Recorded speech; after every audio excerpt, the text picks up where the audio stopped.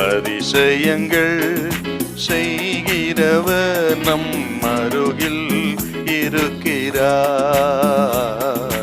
அற்புதங்கள் செய்கிறவர் என்றும் நமக்குள் வசிக்கிறார்.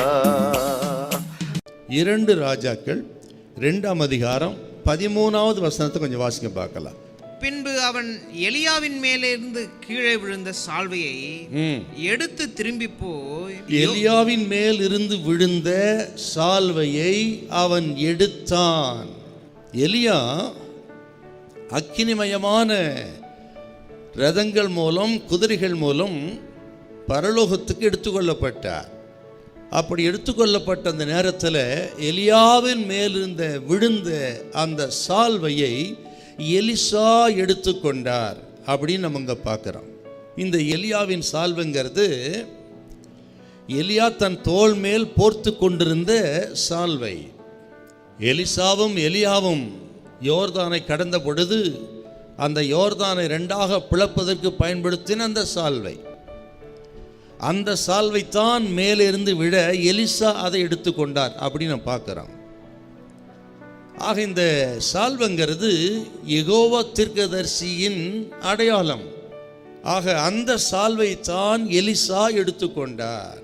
அப்படின்னா எலியாவின் ஊழியத்தை, எலியாவின் ஸ்தானத்தை, எலியாவின் அந்த தீர்க்க தரிசன ஊழியத்தை எலிசா எடுத்துக்கொண்டார்னு அர்த்தங்க.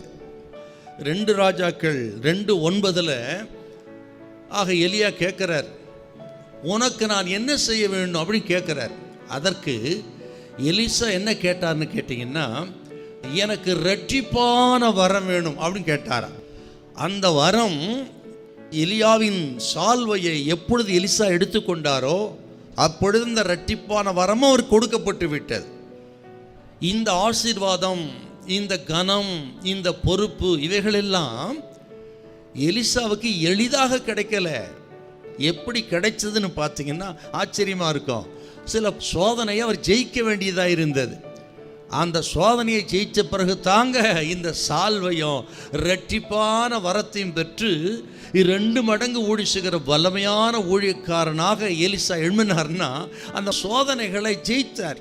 இப்போ ஆண்டவர் நம்ம அடுத்த லெவலுக்கு உயர்த்தணும்னா ஊழியத்திலாகட்டும், குடும்பத்திலாகட்டும், எந்த விதத்திலாகட்டும் கர்த்தர் அடுத்த லெவலுக்கு உயர்த்தணும்னா கிருபைகளை கொடுக்க, வரங்களை கொடுக்க, பயன்படுத்த சில சோதனைகளை நீங்கள் ஜெயிக்கணும். பாருங்க, இது கேட்குற தேவ பிள்ளைகளே, ஒருவேளை சில பாடுகளை கண்டு போதும் என்று சொல்லி இதற்கு மேல் வளர விரும்பலையா? இன்னைக்கு கர்த்தர் உங்களை பார்த்து சொல்கிறா, உங்களுக்கு சால்வை இருக்கிறது, உங்களுக்கு இரட்டிப்பான வரம் இருக்கிறது.